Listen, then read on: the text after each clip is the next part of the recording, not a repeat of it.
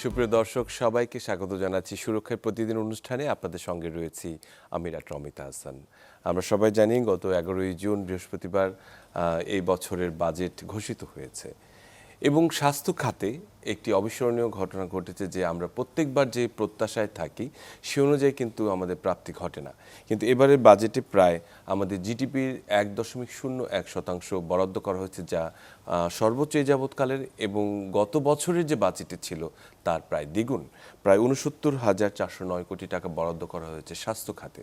এবং এই যে মানে পরিবর্তনটি, বিশেষ করে এই বাজেটের আমরা প্রত্যেকবার যে প্রত্যাশা করি, দেখা যাচ্ছে যে বাজেট ঘোষণার পর আমাদের আবার সেই প্রাপ্তিটি শূন্যের কোঠায় পৌঁছে আসে। কিন্তু এবারে কিন্তু আশান্বিত হওয়ার যথেষ্ট কারণ রয়েছে। সেই বিষয়গুলো নিয়ে এবং সেই স্বাস্থ্য বাজেটের যে বিভিন্ন খাত নিয়ে আমরা আজকে কথা বলতে চাই। আমাদের আজকের আলোচনায় আমাদের সাথে যুক্ত হচ্ছেন ডাক্তার আনম মনোরুল কাদের বিটু, মাননীয় প্রধানমন্ত্রীর সহকারী ব্যক্তিগত চিকিৎসক এবং সহকারী অধ্যাপক কার্ডিওলজি বিভাগ, বাংলাদেশ মেডিকেল ইউনিভার্সিটি। আপনাকে স্বাগত ডাক্তার বিটু অনুষ্ঠানে। আমরা আসলে যে কথাটি বললাম যে প্রতি বছর আমরা স্বাস্থ্য কিন্তু আমাদের একটি মৌলিক খাতের একটি অংশ, চিকিৎসা একটি অংশ আমাদের, এবং প্রত্যেকটা ব্যক্তি আসলে সে অধিকার রাখে যে তার একটি পূর্ণাঙ্গ চিকিৎসা। কিন্তু রাষ্ট্র আসলে আমাদের রাষ্ট্রের সেই পুরোপুরি যে পরিপূরক যে ক্ষমতাটি সেটি কিন্তু প্রতিমান হয় না। এবারে আমরা একটি ব্যতিক্রম লক্ষ্য করছি যে জিডিপির প্রায় 1.01% যে অর্থটি বললাম সেটি বরাদ্দ করা হয়েছে। এই যে দ্বিগুণ একটি বরাদ্দ করা হয়েছে, এর পিছনের ভীষণটি কি এবং আসলে আমরা কতটুকু এতে আনন্দ বা প্রত্যাশিত হতে পারি, আনন্দিত হতে পারি? ধন্যবাদ আপনাকে। আপনি এই যে বাজেটের এবার যে বরাদ্দ, যেটা আপনি বলছিলেন যে এটা রেকর্ড ব্রেকিং, এদেশের হিস্ট্রিতে এটা রেকর্ড ব্রেকিং। এখান থেকে আপনি বুঝে নেবেন যে মানে গভর্নমেন্ট, সরকার এই স্বাস্থ্য খাতকে কতটা গুরুত্ব দিচ্ছে এবং একটা নেশন বিল্ডিংয়ে একটা মানে সুস্বাস্থ্য, স্বাস্থ্যবান একটি জনগোষ্ঠী, হেলদি একটি নেশন বিল্ড আপের ক্ষেত্রে অবশ্যই বাজেট একটি ফ্যাক্টর। কিন্তু এবারের বাজেটে আপনি দেখবেন যে সামগ্রিকভাবে আমাদের প্রাইমারি হেলথ কেয়ার থেকে শুরু করে টার্সিয়ারি লেভেল পর্যন্ত যে ডেভেলপমেন্ট থিঙ্কিংগুলো রয়েছে আর কি, এবং যে জনগোষ্ঠী এবং স্বাস্থ্য সেবার আওতায় পরে যে ইনস্টিটিউশনগুলো, সেগুলোকে খুব মেটিকুলাসলি এখানে গুরুত্ব দেওয়া হয়েছে এবং অনেকগুলো সেক্টর এখানে ইনভলভ হয়েছে। আপনি এখানে পুরো ইলাবোরেশনগুলো দেখলেই আপনি বুঝতে পারবেন। তো অবশ্যই আমাদের যে বেসিক নিড, যে স্বাস্থ্য একটি ইম্পর্টেন্ট বিষয়, সেটাকে অনেক বেশি ফোকাস করা হয়েছে। আই হোপ যে একটি হেলদি নেশন বিল্ড আপের ক্ষেত্রে এটা খুবই ভীষণ গুরুত্বপূর্ণ। এবং আমরা দেখেছি যে একটি অনেক চ্যালেঞ্জ মোকাবেলার মানে আমি বলছি যে অবস্থা রয়েছে, যে স্বাস্থ্য খাতে একটি বড় একটি অংশ এবং প্রত্যেকটি মানুষই এর সাথে সম্পৃক্ত পুরো দেশ জুড়ে। এবং একটি অন্যতম চ্যালেঞ্জ হচ্ছে যে স্বাস্থ্যকর্মী বা যারা আসলে সেবাটি দিবে, কেয়ার গিভার যারা রয়েছে, তাদের কিছু সংকট। এবং আমরা দেখেছি যে প্রায় 1 লাখ স্বাস্থ্যকর্মী এবং প্রায় 5,000 চিকিৎসকের একটি ঘোষণা এসেছে, যেটি আসলে নিয়োগ দেওয়া হচ্ছে এবং এই বাজেটের সাথে সেটি সম্পৃক্ত। এটি কতখানি আমাদের স্বাস্থ্যসেবাকে একটু অগ্রগতি দান করবে বলে মনে করেন? দেখুন, আমাদের প্রান্তিক লেভেলে যে সার্ভিসটা, হেলথ সার্ভিসটা, যেখানে অনেক সময় অনেক ধরনের অসুবিধার সম্মুখীন আমরা চিকিৎসক হিসেবে যেমন ফেস করছি, তেমনি আমাদের যে নাগরিক যে সুবিধা যারা গ্রহণ করছেন তারাও তো অনেক ক্ষেত্রে অপ্রতুল সেবা হয়তো পাচ্ছে না, এরকম কাঙ্ক্ষিত সেবা পাচ্ছে না, এরকম কমপ্লেন অনেক সময় আসে। সেই জায়গাটা থেকে একটি দক্ষ জনগোষ্ঠী, দক্ষ জনবল কিন্তু খুব ইম্পর্টেন্ট আপনার এই সার্ভিসগুলোকে প্রপার প্রোভাইড করার জন্য আর কি। সেই লক্ষ্যকে সামনে রেখেই কিন্তু দেখেন আমাদের চিকিৎসক সংকট কাটাতে 5,000 MBBS চিকিৎসক তারা প্ল্যান করেছে আর কি। হ্যাঁ, এবং একই সঙ্গে দেখুন যে স্বাস্থ্যকর্মী 1 লক্ষ স্বাস্থ্যকর্মী নিয়োগের প্ল্যান করেছে এবং সেখানে 80%ই আমাদের মহিলা থাকবেন। এই তাহলে বিপুল জনগোষ্ঠীর একটা কর্মসংস্থান যেমন হবে, তেমনি এই সরকার বারে বারে যেটা চিন্তা করছে, আমাদের হেলথেও একটি কথা আপনি জানেন যে প্রিভেনশন ইজ বেটার দেন কিউর। হ্যাঁ, সো এইটাকেই আরও বেশি গুরুত্ব দেওয়ার জন্য যে আমাদের এই স্বাস্থ্যকর্মী, বিশেষত মহিলা স্বাস্থ্যকর্মী, তারা গ্রামে গ্রামে যে বাড়ি বাড়ি যে এই যে আগে একটি প্ল্যান ছিল যে ফ্যামিলি প্ল্যানিংয়ের ইস্যুটা, এটা নিয়ে তারা অনেক বেশি আলাপ করতো, কনসার্ন হতো, কিন্তু এখন গভর্নমেন্ট মনে করছে যে এই যে অ্যাওয়ারনেস, যেমন ধরুন ডায়াবেটিস, উচ্চ রক্তচাপ এবং অন্যান্য বিভিন্ন রোগ যেগুলো নন কমিউনিকেবল যে ডিজিজগুলো আর কি, কিভাবে সে চলাচল করবে, কি খাবে কি খাবে না, কি হলে তার ডায়াবেটিস বাড়বে বা আগে থেকে নিয়ন্ত্রণে রাখা যাবে, এই বিষয়গুলো নিয়েই তারা আমার মনে হয় যে এবার কাজ করার রোগ প্রতিরোধের বিষয়ে মানে ফোকাস করবে, এবং যেটা আলটিমেটলি আমাদের হেলথের ওপর চাপটাও কমবে এবং ইকোনমিক যে চাপ।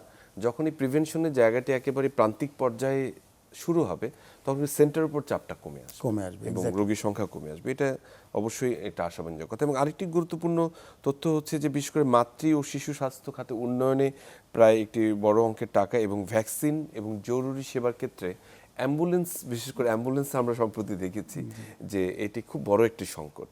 এই জায়গায় বেশ কিছু বরাদ্দ এবার করা হয়েছে। এই তিনটি সেক্টরকে আসলে কেন এত গুরুত্ব দেওয়া হচ্ছে? দেখুন, একজন মাকে তো সুস্থ থাকতে হবে অবশ্যই, এবং একটা বাচ্চাকে, আমাদের শিশু মৃত্যুর হার অনেক বেশি ছিল একটা সময়, এগুলো গ্র্যাজুয়ালি কমে আসছে, এবং মাতৃ মৃত্যুর হার। এবং আপনি রিসেন্টলি ঘোষণায় দেখেছেন যে সারা বাংলাদেশে 5টি শিশু হাসপাতাল, 200 শয্যা শিশু হাসপাতাল করার প্ল্যান রয়েছে, এবং সম্ভবত চায়নার সাথে কোলাবোরেশনে 1000 শয্যারও কয়েকটি হসপিটাল করার প্ল্যান রয়েছে। এবং সেখানে আপনি দেখবেন এবার ব্রেস্ট ফিডিং কর্নারটাকে আলাদা করে ফোকাস করা হয়েছে।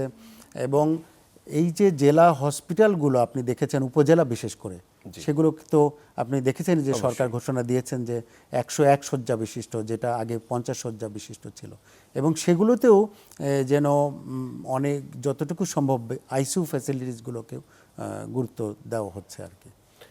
না, খুবই গুরুত্বপূর্ণ। বিশেষ করে আরেকটি বিষয় আমি যেটা বলবো, যে আপনি বলছিলেন যে আমাদের এই বিষয়টাকে আগে কেউ ওভাবে খুব গুরুত্ব দেয় নাই। এই উপমহাদেশে এই সার্ভিসটা যে অনেক ইম্পর্টেন্ট, বিশেষ করে 24/7 আপনি যেটা দেখলেন বাজেটে, যে 24/7 অ্যাম্বুলেন্স সেবা যেটি, এবং আপনি জানেন এটার সাথে আমাদের হৃদরোগীদের কি পরিমাণ সম্পর্ক আপনি দেখেন, যে প্রাইমারি পিসিআই একটা রোগীর বুক ব্যথা হওয়ার সঙ্গে সঙ্গেই সে যদি নিকটতম কার্ডিয়াক হসপিটালে, স্পেশালিস্ট হসপিটালে যেতে পারে, তাহলে তার মিনিট মিস মাসেল একেবারে। এবং একই সঙ্গে জরুরি স্বাস্থ্যসেবা বা ইমার্জেন্সি যে মেডিকেল সার্ভিসেস, সেটিরও কিন্তু গুরুত্ব রয়েছে এই ট্রান্সপোর্টের জন্য। অনেকে হয়তো শুধুমাত্র এমন একটি জায়গায় যেতে পারছে না, এই কারণে চিকিৎসা সেবা থেকে অনেক সময় ডিলে হচ্ছে বা বঞ্চিত হচ্ছে। অবশ্যই আমি মনে করি এটি একটি যুগান্তকারী পদক্ষেপ, আমার মনে হয় খুব চমৎকার একটি পদক্ষেপ। এবং দেশীয় প্রযুক্তিতে যদি আমরা সেই অ্যাম্বুলেন্স সার্ভিসগুলোকে আরো সমুন্নত করতে পারি, তাহলে এটি সহজে সবার সীমার মধ্যে চলে আসবে সেই ব্যবহার। আপনি মনে হয় অলরেডি পত্রিকা বা নিউজে দেখেছেন যে আমাদের দেশেই তৈরি হয় এমন অ্যাম্বুলেন্সকে প্রমোট করছে ইলেকট্রিক অ্যাম্বুলেন্স বলা হচ্ছে। খুবই আমি দেখেছি সম্প্রতি, এবং এগুলো আসলে প্রতিনিয়তই আমাদের মধ্যে এক ধরনের নতুন আশার সৃষ্টি করছে আর কি। যাই হোক, আমরা আরেকটি বিষয় খুব গুরুত্বপূর্ণ, সেটি হচ্ছে যে আমরা জানি যে ক্রনিক নন কমিউনিকেবল ডিজিজের সংখ্যা এখন ইটস এ বার্ডেন। একসময় ছিল সংক্রামক ব্যাধি একটি বার্ডেন ছিল, এখন নন কমিউনিকেবল ডিজিজ বার্ডেন। এবং এর মধ্যে দেখা যাচ্ছে স্ট্রোক, ডায়াবেটিস, হৃদরোগ, এবং অনেক সময় যে ক্যাটারেক্ট, যে এটা কমন একটি প্রবলেম। এবং এর যে চিকিৎসা ব্যয়, সেটি কিন্তু সাধারণ মানুষের নাগালের বাইরে। এবং সেই সূত্রে এবার হার্টের রিং বা স্টেন্ট, তারপরে ইন্ট্রাঅকুলার লেন্স এবং ডায়ালিসিসের যে যন্ত্রপাতি রয়েছে তার উপর শুল্ক কমানো হয়েছে। এটিকে আপনি একজন হৃদরোগ বিশেষজ্ঞ, কতখানি পজিটিভলি দেখছেন এই বিষয়টিকে? এটি অত্যন্ত সুখবর, বিশেষ করে হৃদরোগীদের জন্য এবং আমাদের দেশের মতো একটি দেশে। আপনি জানেন যে সারা বিশ্বেই হৃদরোগ চিকিৎসা অনেক ব্যয়বহুল। সেই জায়গাটাকে দেখুন কতটা ফোকাস করেছে, যে তারা করোনার যে স্টেন্ট, সেটার শুল্ক কমিয়ে দিয়েছে। ইন্ট্রাঅকুলার লেন্স, এই যে ক্যাটারাক্ট বা সানি অপারেশন লাগে, এই যে বয়স্ক রোগীদের, কি পরিমাণ রোগীদের এরকম লেন্স লাগানো হয়। এবং দেখেন আমাদের দেশে আরেকটি বার্ডেন কিডনি রোগীরা, তাদের ডায়ালাইসিসের যে যন্ত্রপাতি, সেখানে শুল্ক কমানো হয়েছে আরও। এবং জরুরি যে ইমার্জেন্সি যে ওষুধগুলো, বিশেষ করে আপনি আরেকটি বিষয় হয়তো খেয়াল করেছেন, যে ফার্মাসিউটিক্যালসের যে ইনগ্রেডিয়েন্ট, এটার উপর শুল্ক কমানো হয়েছে। আলটিমেটলি ওষুধের দামও এখান থেকে কমে আসবে। মানে আমি এর প্রসঙ্গক্রমে বলতে চাই যে আমাদের যে আউট অফ পকেট এক্সপেন্ডিচার, মানে একটা রোগী যদি সরকারি হাসপাতালেও যায়, তারপরেও তার নিজের পকেট থেকে যে খরচটি করতে হয়, সেটি কিন্তু অনেক বেশি, এখন পর্যন্ত অনেক বেশি। প্রায় 70%-এর উপরে। তো এই যে এই অতিরিক্ত বোঝাটি তারা বহন করতে হচ্ছে, আশা করছি যে এই দামগুলো কমার ফলে তার এই আউট অফ পকেট এক্সপেন্ডিচারটি অনেক কমবে। বিশেষ করে ওষুধের দাম যদি সহনীয় মাত্রায় আসে তাহলে পেশেন্টের কিন্তু আউট অফ পকেট এক্সপেন্ডিচার অনেকখানি কমে আসে। আপনি জানেন মনে হয় যে ক্যান্সার রিলেটেড ওষুধপত্রের উপরও শুল্ক ছাড় করা হয়েছে। এটি তো আসলে গুরুত্বপূর্ণ। এবং আরেকটি গুরুত্বপূর্ণ বিষয় আপনি আলোচনা করতে চাই, আমরা সম্প্রতি পত্রিকায় দেখেছি যারা দীর্ঘমেয়াদী ক্রনিক রোগে ভুগছেন, বিশেষ করে ক্যান্সার এবং কিডনি, তাদেরকে বাৎসরিক একটি ইনসেনটিভ দেওয়ার কথা চিন্তা করা হচ্ছে। হ্যাঁ, আপনি এই সুখবরটি দেখেছেন অলরেডি হয়তো, যেটি আগে 50,000 টাকা ছিল সেটি এখন 1 লক্ষ টাকা পর্যন্ত তাদের অনুদানের বিষয়টা চিন্তা করা হচ্ছে যারা গরিব অসচ্ছল। স্টেন্টের বিষয়ে যদি বলতে চাই যে আসলে হৃদরোগ তো আসলে সময় দেয় না, এবং এটির গোল্ড স্ট্যান্ডার্ড ট্রিটমেন্ট হচ্ছে যদি আপনি সঙ্গে সঙ্গে যদি স্টেন্ট বা রিং যদি পরানো যায়। তো আমরা সম্প্রতি দেখেছি যে জাতীয় হৃদরোগ হাসপাতালে একটি সময় সার্টেন পিরিয়ডে এই স্টেন্টিংয়ের বিষয় প্রাইমারি পিসিআর ব্যাপারে অনেকখানি কাজ করছে। তো সেটি শুধুমাত্র একটি হাসপাতালে সীমাবদ্ধ এবং একটি সময় ব্যতীত 24/7। এই জায়গাটি এটি কতখানি স্বপ্নের মধ্যে আপনার কাজ করে যদি এই সার্ভিসটিকে আমাদের ডিসেন্ট্রালাইজ করা যেত? না, দেখুন, বর্তমান সরকার যে বাজেট ঘোষণা হয়েছে সেখান থেকে আপনি খেয়াল করবেন যে সেকেন্ডারি যে অংশটি রয়েছে, মানে জেলা লেভেল যেগুলো রয়েছে আমাদের সারা বাংলাদেশে, তো সেখানকার যে সার্ভিস উন্নত করার জন্য কিন্তু এই যে সিসিউ আইসিইউ এগুলো যেন ইনশিওর হয় এগুলো কিন্তু খেয়াল করছে। আপনি খেয়াল করুন যে একদিকে স্বাস্থ্যকর্মী নিয়োগ করে আপনি ডিজিজটা যেন না হয়, প্রিভেনশন আগে ওটাকে সেটাকে আমরা শুরু করছি। আবার এইদিকে দেখুন, আপনি যদি এইভাবে ভাবেন যে কোনো পেশেন্টের বুক ব্যথা হলো, সে 24/7 অ্যাম্বুলেন্স সার্ভিসের মাধ্যমে খুব দ্রুত একটি হসপিটাল পৌঁছলো যেখানে এই ধরনের ফ্যাসিলিটিসগুলো আছে, অ্যানজিওগ্রাম অ্যানজিওপ্লাস্টি হবে, সিসিউ আছে, এই ধরনের সার্ভিস আছে, সেখানে সে পেলো। এবং একই সঙ্গে সেখানে যে দেখলো যে আমাদের স্টেন্টের দামটা আরেকটা কমে এসছে। তাহলে দেখুন, একটা রোগীর প্রিভেনশন থেকে শুরু করে ডিজিজ যদি শুরু হয় সেখান থেকে শুরু করে সে জেলা লেভেলেই আমাদের মানে গভর্নমেন্টের টার্গেট হলো যে ডিসেন্ট্রালাইজ, মানে সে যেন তার থানা লেভেলেই জেলা লেভেলেই তার পূর্ণাঙ্গ চিকিৎসাটা পেয়ে আসে, খুব কম রোগীকেই যেন টারশিয়ারি সুপার স্পেশালাইজড জায়গায় ছুটতে হয়। এবং এক্ষেত্রে আসলে আমরা মানে রেফারাল সিস্টেম এবং ইন্স্যুরেন্স বা ই হেলথ কার্ড, এই জায়গাটি কিন্তু অনেকখানি জায়গা জুড়ে থাকে। বিশেষ করে প্রত্যেকটি রোগী যদি বিশেষজ্ঞ ডাক্তারের কাছে সরাসরি চলে যায় তাহলে কিন্তু চেইন অফ কমান্ডটা কিন্তু ফলো হয় না। এই রেফারেল সিস্টেম এবং ই হেলথ কার্ডের ব্যাপারে আপনাদের চিন্তাভাবনাটি মানে কীরকমভাবে চিন্তা করছে বর্তমান সরকার? দেখুন, প্রথমে ই হেলথ কার্ডটাতে আমরা বলা হয়েছে যে সার্বজনীন স্বাস্থ্য সেবার বিষয়টি, মানে এখানে কিন্তু ধীরে ধীরে এই বিষয়গুলোকে ইনকর্পোরেট হবে। যে প্রথম হয়তো দেখা যাচ্ছে যে পুরো হেলথ স্ট্যাটাসটা, আপনার যে পুরো হিস্ট্রিটা, পুরো বিষয়টা হয়তো এখানে ইনকর্পোরেট থাকবে এবং ধীরে ধীরে এই সার্ভিসগুলো তো চলেই আসবে যে আপনি প্রথমে একজন এমবিবিএস ডক্টর বা মেডিকেল অফিসার, জিপি আমরা যে যদি হিসেবে চিন্তা করি, হ্যাঁ, জেনারেল ফিজিশিয়ানের কাছে গেল, তারপরে সেটা অন্যান্য উন্নত বিশ্বে যেভাবে সিস্টেমটা হয় আর কি, তারপরে আপনি রেফারেল সিস্টেম কনসালটেন্টের কাছে আসলেন। এইভাবে সার্ভিসগুলোর একটা নিয়ন্ত্রিত যে সার্ভিসটা বা কোলাবোরেশন আপনি বলেন, এগুলো এখান থেকে, এবং এক পর্যায়ে গভর্নমেন্ট চাইলে বিভিন্ন ফার্মার্স কার্ড বা ফ্যামিলি কার্ডে, যেমন দেখেন যে ফার্মার্স কার্ডের মাধ্যমে কিছু কিছু সুযোগ সুবিধা যেমন একজন ব্যক্তি পেয়ে থাকে, তেমনি ই হেলথ কার্ডের মাধ্যমেও দেখা যাবে যে অনেক স্পেশাল সুযোগ সুবিধা হতে বা তার যে মানে ফিনান্সিয়াল স্ট্যাটাস, সেটার উপরে সে সুবিধাগুলো পেতে পারে। এগুলো হয়তো পরে ধীরে ধীরে ইনকর্পোরেট করবে। আমরা অনেকগুলো পজিটিভ কথা বললাম মানে আমাদের স্বাস্থ্য বাজেটের। একটি বিষয় কিন্তু আসলে পরিণামযোগ্য যে এই যে বাজেটটি এক্সিকিউট করার জন্য, মানে বাজেট তো বরাদ্দ হলো, সরকার দিয়ে দিল, কিন্তু এটি একদম ফিল্ড লেভেলে এক্সিকিউট করার জন্য যেটি প্রক্রিয়া, সেটি কিন্তু একটি জটিল প্রক্রিয়া। এবং এই যে আমলাতান্ত্রিক জটিলতার কারণে অনেক সময় দেখা যাচ্ছে বাজেটটি সরাসরি যথাসময়ে যে জায়গাটি প্রয়োজন সেখানে যাচ্ছে না, অথবা খুব ছোট একটি জিনিসের জন্য অনেকখানি দীর্ঘ আটকে থাকতে হচ্ছে। এই বিষয়টিকে সহজীকরণের বিষয়ে কখনো চিন্তা করেছেন কি? না, আমার মনে হয় যে দেখুন, আপনি এইবারের বাজেটকে যদি আপনি ফলো করেন তাহলে বেশ কিছু অ্যান্সার আপনি পেয়ে যাবেন আর কি। যে দেখুন, সে প্রিভেনশনের দিকে মনোযোগ দেওয়ার জন্য যেমন স্বাস্থ্যকর্মী নিয়োগ দিয়েছে এবং একই সঙ্গে কেয়ার গিভার, আপনি দেখেছেন মনে হয়, কেয়ার গিভার এই অংশটুকুও কিন্তু রেখেছে যে একদিকে যাদের চাকরি নেই তাদের যেমন একটি এমপ্লয়মেন্ট এটা Employment সমাধান হবে। আমি দেখি যে এটা 4 মাসের একটি কোর্স করে তারা জেনারেল কেয়ার গিভার যারা হয়তো অনেকেই দেখা যাচ্ছে বেকার বসে আছে, দে ক্যান বি ইউজ, তারা কিন্তু সমাজের একটি গুরুত্বপূর্ণ কাজে যোগ দিতে পারে। এই জায়গাটি কিন্তু আসলে দক্ষ জনবল তৈরি করার একটি সুযোগ কিন্তু এখানে রাখা হয়েছে। এটি একটি ভালো দিক এবং ডেফিনেটলি অনেককে কর্মসংস্থানের সুযোগ করে দিবে। তারা যদি 4 মাসের এই কোর্সটি করে অনেকেই সহযোগিতা করতে পারবে। তেমনি হেলথ ফ্যাসিলিটিসটাও তো পাবলিক এটা অ্যাকোয়ার করবে। এটি একটু গুরুত্বপূর্ণ বলছেন। আমরা যদি আসলে আরেকটু ভেতরের দিকে আসি, যে এটি দীর্ঘদিনের একটি স্বাস্থ্য ব্যবস্থা, এটির একটা পরিবর্তন আসলে আমরা চেয়েছি। আমাদের এই সময়ে যে পরিবর্তন হয়েছে, রাষ্ট্রের পরিবর্তন এবং একই সঙ্গে স্বাস্থ্যসেবার একটা ব্যাপক একটা পরিবর্তন মানুষ প্রত্যাশা করে।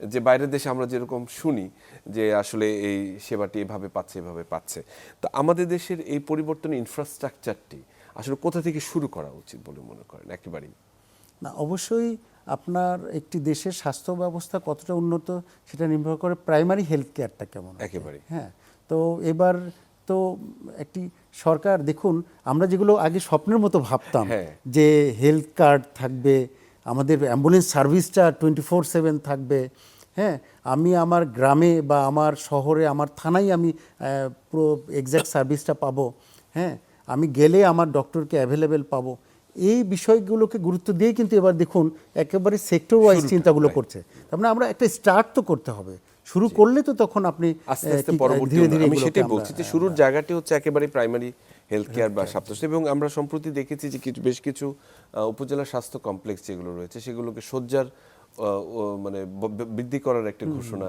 অনেক জায়গায় করা হয়েছে, 101 শয্যা বিশিষ্ট।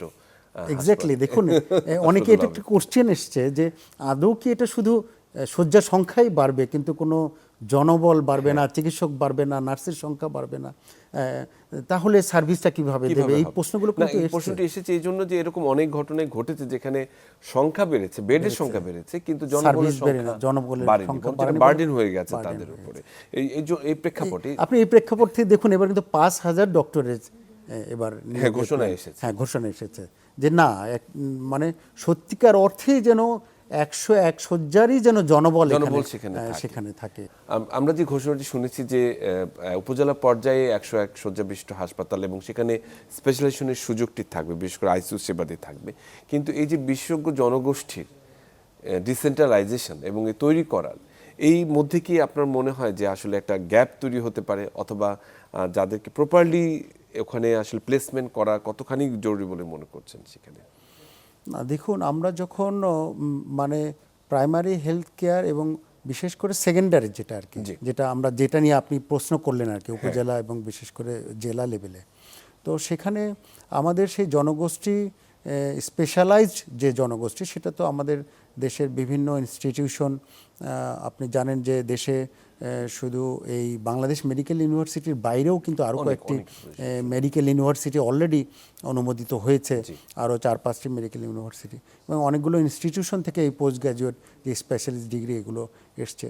তো আমাদের মনে হয় যে এই যে শয্যার সংখ্যা বাড়ানো এবং চিকিৎসক সংখ্যা বাড়ানো এবং একই সঙ্গে আমাদের এই পুল যেটা স্পেশালাইজড ডক্টর এগুলো তো তৈরি হচ্ছে, এবং আমরা যে যদি ডিসেন্ট্রালাইজড চিন্তাগুলো করি, যে আমাদের দেশে একটা কমন প্র্যাকটিস রয়েছে যে সবার একটা ঢাকা কেন্দ্রিক যে চিন্তা, তো একই সঙ্গে আপনি একজন চিকিৎসককে যখন একটা থানা লেভেলে রাখবেন তখন ওই থানা লেভেলে অন্যান্য সার্ভিসও কিন্তু যখন ডেভেলপ হবে তখন কিন্তু চিকিৎসকরাও ওখানে থাকতে কমফোর্ট ফিল করবে। এগুলো নিয়েও গভর্নমেন্ট কাজ করছে যে একটা থানা লেভেলে একটি পূর্ণাঙ্গ শুধু স্বাস্থ্য সেবা নয়, অন্যান্য সুযোগ সুবিধাও যেন এবং তার নিরাপত্তার বিষয়টিও কিন্তু আসলে সেটা নিয়ে আপনি জানেন যে রিসেন্টলি সম্প্রতি উপজেলা স্বাস্থ্য কর্মকর্তাদের একটি সম্মেলন হয়েছিল দেশে প্রথমবারের মতো, আগে তো সবসময় সিভিল সার্জনদের জন্য হতো, এবং সেখানে কিন্তু তারা এই বিষয়টিকে গুরুত্ব দিয়েছিল যে তাদের যে নিরাপত্তার বিষয়টি, তো এটা কিন্তু মাননীয় প্রধানমন্ত্রীর সামনেই তারা প্লেস করেছিলেন এবং মাত্র সম্ভবত আমি যতটুকু জানি যে 1 সপ্তাহের মাথায় এটা নিয়ে তাদের যে আনসার নিয়োগ বা নিরাপত্তার ইস্যুটিকে সলভ করার চেষ্টা, এটি কিন্তু ভীষণ গুরুত্বপূর্ণ। এবং এই যে মানে আস্থার সংকটটি বিভিন্ন জায়গায় আসলে অনেক সময় তৈরি হয়ে যাচ্ছে, সেটা যে কোনো পক্ষ থেকে হোক না কেন, সেটিকে মিটিগেট করার জন্য কিন্তু আসলে একটি অ্যাকশন প্ল্যান অথবা এই নিরাপত্তার বিষয়টি, নাহলে তারা কাজ করার যে পরিবেশটি সেটি তৈরি করার আসলে ভীষণভাবে জরুরি বলে মনে করছি। এবং আরেকটি বিষয় আপনাকে এই একই ব্যাপারে সঙ্গে। অ্যাড করতে পারে আমি, যে এই যে ট্রেনিংয়ের বিষয়গুলো, হ্যাঁ। এগুলো নিয়েও আমি যতটুকু জানি যে গভর্নমেন্ট অনেক বেশি কনসাস। তারা মনে করে যে কোনো বিষয় যদি কোনো ট্রেনিং লাগে, প্রয়োজনে সেই বিষয়ের যারা বিশেষজ্ঞ, যারা ওয়ার্ল্ড ফেমাস, তাদেরকে তাদেরকে দেশে নিয়ে এনে ট্রেনিংয়ের তাহলে অনেকেই অনেক সেটাতে বেশি মানুষ enlightened হওয়ার সুযোগ পায়। সুযোগ পাবে। এবং আমার মনে হয় যে এই জায়গাটি, সুযোগটি অনেকেই আছেন যারা একেবারেই মানে খুব মনে প্রাণে বসে আছেন, চাচ্ছেন যে আসলে এই ব্যাপারটি হোক, এবং তাদেরকে সুযোগটি উভয় পক্ষের জন্য এটা লাভজনক হবে।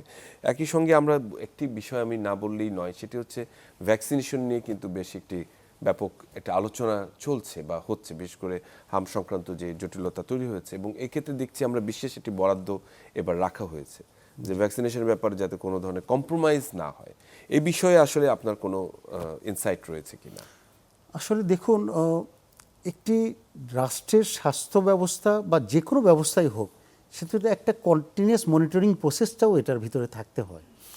তো আপনি ভ্যাকসিনেশন প্রোগ্রাম কতটা ইম্পর্টেন্ট, যে একটা শিশু সুস্থ থাকবে, সেটার জন্যই তো এটা করা। এবং সবকিছুর ঊর্ধ্বে রোগ প্রতিরোধ এটা সবকিছু ঊর্ধ্বে থাকবার কথা, Right. তাই না? খাদ্যে ভেজাল দেবেন না, এবং বিশেষত শিশু খাদ্যে তাও আবার, এগুলো তো মনিটরিং থাকতে হবে।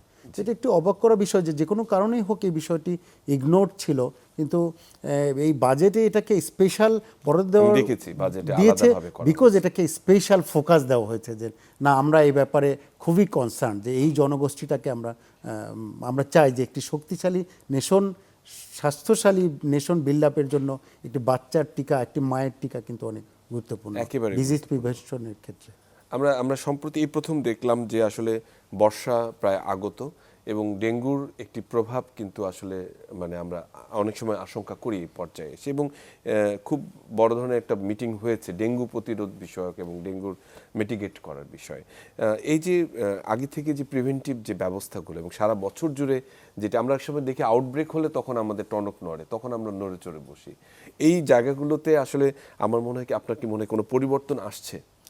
আমি তো মনে করি অবশ্যই আপনি খেয়াল করবেন যে ডেঙ্গু আসার আগ থেকে বারবার আলাপ হচ্ছে, অ্যাওয়ারনেস প্রোগ্রাম হচ্ছে, এবং আপনি একটা ঘোষণাও মনে শুনেছিলেন যে প্রতি শনিবার হ্যাঁ, একটা যে পরিষ্কার পরিচ্ছন্নতার বিষয়টা, এবং ডেঙ্গু যেসব কারণে হয়, এরকম যদি কোনো হসপিটাল বা কারো বাসায় পাওয়া যায়, প্রয়োজনে তাকে শাস্তির আওতায় আনার বিষয়টাও আপনি মনে হয় দেখেছিলেন আর কি। তবে আসলে শাস্তির চেয়েও বড় কথা যে অ্যাওয়ারনেসটা অনেক বেশি ইম্পর্টেন্ট। তো সেটা তো এবার বিল্ড আপ হচ্ছে, সরকার বলেছেও যে সে প্রস্তুত আছে, যে তার ম্যান পাওয়ার রেডি রাখা, হসপিটাল বেড, এইসব ব্যাপারে, এবং যেসব স্টেক হোল্ডার রয়েছে তাদেরকে সমন্বিত করে সে কাজটি করে। আমরা বেশিরভাগ সময় দেখি যে একজন আরেকজনকে মানে দুষছেন অথবা বলছেন যে এটা আমার কাজ নয়, এটা আমার কাজ নয়।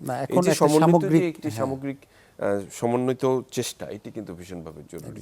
আমরা আপনার ইয়েতে চলে আসি, স্পেশালিটি একটু চলে আসি হৃদরোগের বিষয়ে। যে আমরা যতই বলি বাংলাদেশের হৃদরোগে আক্রান্তের সংখ্যা অনেক বেড়েছে, এবং আক্রান্ত হয়ে যারা সুচিকিৎসাটি যথাসময়ে পাওয়ার বিষয়টি কিন্তু অনেক ক্ষেত্রে উপেক্ষিত, বিশেষ করে প্রান্তিক জনগোষ্ঠীর ক্ষেত্রে।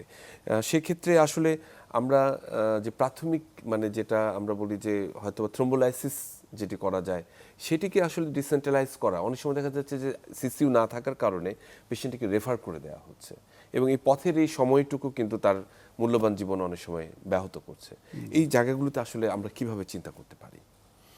না, যেমন এটা অবশ্যই আমরা যদি ডিস্ট্রিক্ট লেভেলেও যদি পরিপূর্ণ সার্ভিসগুলো প্রথমে তৈরি করতে পারি, বিশেষ করে প্রাইমারি পিসিআইয়ের ক্ষেত্রে, তারপরে আমরা গ্র্যাজুয়ালি হয়তো উপজেলা লেভেলেও আমরা এগোতে পারি। কিন্তু একটা ডিস্ট্রিক্টেও যদি আপনার সার্ভিসগুলো আমরা বিশেষ করে প্রাইমারি পিসিআই যে ক্যাথল্যাব সার্ভিসকে ইমপ্রুভ করা, অবশ্যই ডিস্ট্রিক্ট লেভেলে এখন আইসিইউ সিসিউ এগুলো রয়েছে, এবং যেসব জায়গায় নেই সেগুলোতে তো অবশ্যই গভর্নমেন্ট ফোকাস করছে।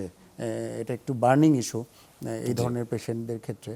তো সেক্ষেত্রে তো ওই যে আবারও বললাম যে অ্যাম্বুলেন্স সার্ভিসটাকেও যদি আমরা প্রপার করতে পারি, এবং অ্যাওয়ারনেস, অনেক সময় দেখা যায় রোগী গুরুত্বই দেয় না, তার বুক ব্যথা হচ্ছে, ওখানেই সে অনেক বড় টাইম কিল করে বসে। তো এই বিষয়গুলোতে সরকার অনেক বেশি এবার ফোকাসড, এবং আপনি শুনবেন বারবার যে শিশুগুলো মানে এগুলোর ব্যাপারে কথা হচ্ছে। এবং আমরা বাইরের দেশে দেখেছি যে ওরা একটি মানে জ্যামিতিক মানে পরিমাপ করে প্রত্যেকটি এরিয়ার জন্য একটা সেন্টারকে নির্দিষ্ট করে দেয় অনেক সময়, যে তোমার এরিয়ায় এই সেন্টার রয়েছে, যাওয়ার জন্য, ডিসেন্ট্রালাইজ করার জন্য নির্দিষ্ট করে দেয়। তো প্রত্যেকটি উপজেলা এবং প্রত্যেকটা জেলা বা বিভাগীয় শহরকে যদি এভাবে আসলে একটি ছকের মাধ্যমে আনা যায়, তাহলে হৃদরোগীদের জন্য কি এটি আরো সহজ হবে কিনা? অবশ্যই আপনি আপনি তো জানেন, বিশেষ করে হার্ট অ্যাটাকের ক্ষেত্রে আপনি 2 ঘন্টার মধ্যে এই প্ল্যানটা আপনাকে করতে হবে। উন্নত বিশ্বে তো এটা বলাই আছে যে 120 মিনিটের মধ্যে সে যদি নিকটস্থ প্রাইমারি পিসিআই সেন্টারে না যেতে পারে, তাহলে কাছের যে সেন্টারে অ্যাটলিস্ট থ্রোম্বোলাইজ মানে ওই যে ইনজেকশন দিয়ে তাকে যে থ্রোম্বোলাইজ করা সেটার ব্যবস্থা, সেখানে তাকে ফার্মাকল ইনভেসিভ যেটা আর কি সেখানে যাবে, তারপরে সে পরবর্তীতে তার ইয়েছে। তো এইটা আপনি যেটা বললেন যে অবশ্যই তো আমরা এরকমটা আশা করি এবং ধীরে ধীরে আমরা হয়তো ওদিকেই আগাবো। নেক্সট আরও পরবর্তী বছরগুলোতে, পরবর্তী বাজেটগুলোতেও হয়তো আমরা এর রিফ্লেকশনও পাবো। এটা আসলে ভীষণ গুরুত্বপূর্ণ এবং নিশ্চয়ই পরবর্তী বাজেটগুলো আরো বেশি এটার মানে আরো ফোকাসড হবে এবং আমাদেরকে আরো উন্নত বাজেট পরিণত করবে।